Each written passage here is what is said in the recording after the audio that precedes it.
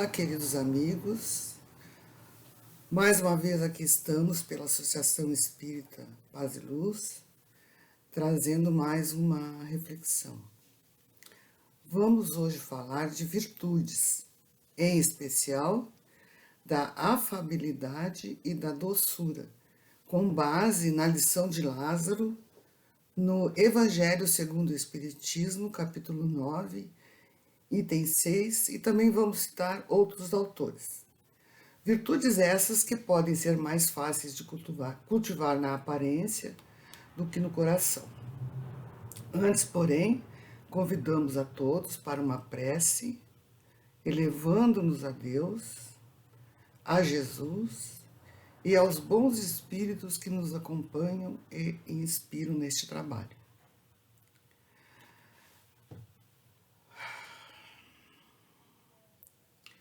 Obrigada, Senhor, pelas oportunidades que nos oferece na caminhada do bem.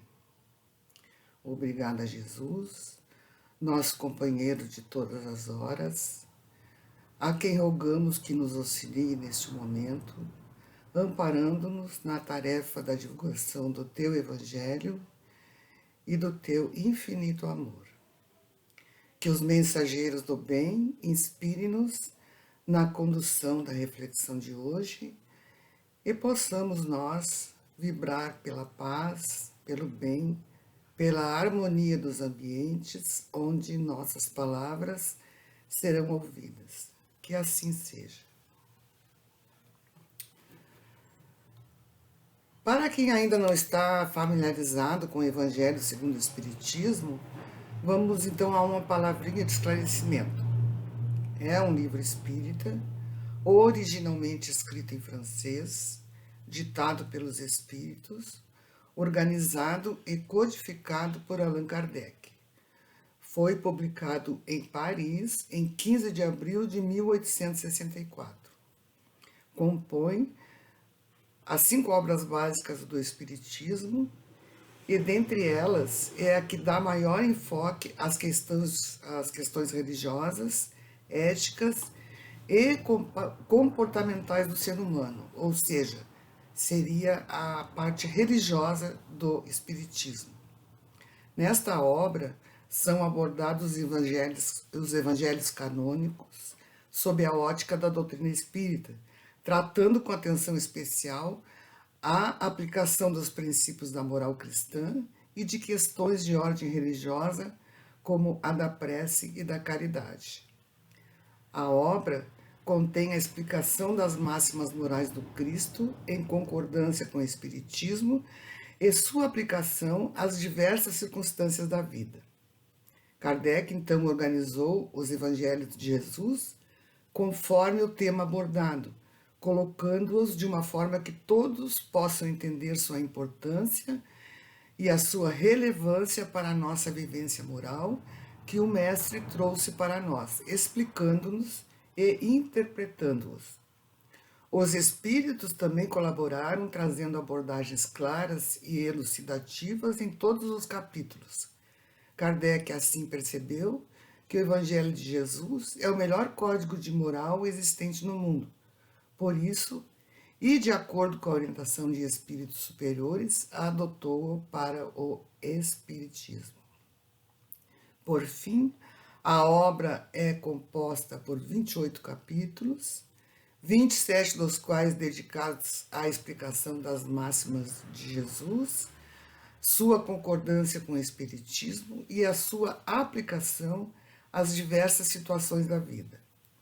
O último capítulo apresenta uma coletânea de preces espíritas que não pretende se impor como um modo correto de orar, mas ensinar as pessoas a entregar-se de coração sempre que elevarem seu pensamento a Deus e a Jesus, entendendo o significado do que fala em suas preces. A afabilidade e a doçura, que é o nosso tema de hoje, e de que nos fala o Evangelho segundo o Espiritismo, faz parte do capítulo 9. Bem-aventurados os brandos e os pacíficos, porque herdarão a terra. e trata de injúrias e violências, trazendo na voz dos espíritos vários caminhos para alcançar o objetivo de nos tornarmos pessoas de bem, tais como, além da afabilidade e a doçura, a paciência, a obediência, a resignação e, por fim, a cólera, sentimento tão nós conhecido e que é da nossa responsabilidade modificá-lo, transformando-o em nós. Em O Consolador, Emmanuel nos ensina que a dor, a luta e a experiência constituem uma oportunidade sagrada concedida por Deus às suas criaturas em todos os tempos. Todavia, a virtude é sempre sublime e imorredora aquisição do espírito nas estradas da vida, incorporada eternamente aos seus valores, conquistados pelo trabalho no esforço próprio. No Livro dos Espíritos, na questão 893, nós podemos ver que toda virtude tem seu mérito próprio, porque todas indicam progresso na senda do bem. Há virtude sempre que há resistência voluntária ao arrastamento dos maus pendores. A sublimidade da virtude, porém, está no sacrifício do interesse pessoal pelo bem do próximo, sem pensamento ou sentimento oculto. Mas nos perguntamos, como definir a virtude? No dicionário, a gente pode ver que virtude é uma qualidade do que se conforma com o considerado correto e desejável do ponto de vista da moral, da religião e do comportamento social. Na visão espírita, a virtude, no mais alto grau, é o conjunto de todas as qualidades essenciais que constituem o homem de bem, na definição de Allan Kardec, nesse mesmo livro do qual nós estamos nos baseando. Para o cristianismo em geral, assim como para a filosofia, as virtudes são qualidades efetivadas pelo hábito, tendo como base a atuação simultânea da inteligência e da vontade, o que nos mostra a necessidade de conhecer-se a si mesmo, pois são as virtudes, ou a falta delas, que regulam os atos humanos, ordenam suas paixões e guiam sua conduta, segundo a razão e a fé, isto é, pode ser aprendida e pode ser treinada. A afabilidade e a doçura, que é o nosso tema, como citamos acima, nos convoca a um exame profundo de nós mesmos, das nossas atitudes perante a vida e ao próximo, o que nos remete à nossa conduta perante Deus. Reflexão esta que nos traz a metodologia de Jesus para bem viver na Terra e nos mostra o quanto podemos aliviar nossas dificuldades e necessidades, aprendendo com ele a desenvolver em nossas almas esse conjunto de qualidades que formam uma virtude, a virtude da mansuetude e da brandura, pré-requisitos para a doçura e a afabilidade. Todos nós gostamos de ser bem tratados, gostamos de atenção, de carinho, de compreensão, de tolerância, enfim, de todo um clima de amor e de fraternidade. Mas para que tenhamos tudo isso, necessário se faz que também nós estejamos dispostos a desenvolver estes sentimentos que queremos em relação a nós. Isto é preciso que se dê antes de receber aquilo de que nos julgamos merecedores. Por exemplo, se quisermos amor, é necessário que amemos antes. Neste sentido, ao reencarnarmos, recebemos os recursos ou as ferramentas necessárias para desenvolver esses sentimentos, que estão muitas vezes soterrados pelos condicionamentos do mundo e pelas aparências. aparentar ser bom e virtuoso é mais fácil que ser. E muitas vezes nem percebemos o nosso engano e a nossa ignorância. Por isso, há necessidade de orar e principalmente vigiar, refletir sobre a nossa conduta, cultivar o conhecimento de nós mesmos, que é uma coisa muito importante para o nosso conhecimento. Não. Mas por que é tão difícil ser de fato virtuoso? A afabilidade e a doçura para com os outros nos leva a cultivar sentimentos de paz e serenidade. Então, por que é tão complicado cultivar essas virtudes? Nós não valorizamos estes aspectos? Eles ainda não fazem parte das nossas aspirações? A partir do momento em que tivermos como objetivo o desenvolvimento de uma vida interna rica, certamente conseguiremos movimentar as nossas emoções nesse sentido. E devemos cultivar esses sentimentos para facilitar a nossa convivência uns com os outros. Assim chegamos ao ensinamento do Espírito Lázaro, cujo texto é a base dessa reflexão que está no Evangelho segundo o Espiritismo, que a benevolência para com os nossos semelhantes, fruto do amor ao próximo, produz a afabilidade e a doçura, que lhes são as formas de manifestar-se. Entretanto, nem sempre há que se fiar nas aparências.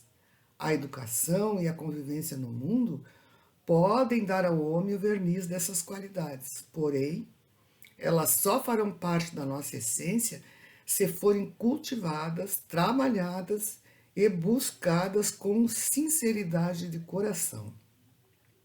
Neste esforço sincero, somos beneficiados com a ajuda dos nossos amigos espirituais que nos auxiliam nessa busca, reforçando a consciência da grande necessidade do autoconhecimento, como dissemos antes, porque não basta conhecermos esse código divino se não soubermos como dinamizá-lo em nós, no nosso dia a dia, na relação conosco e na relação com o outro.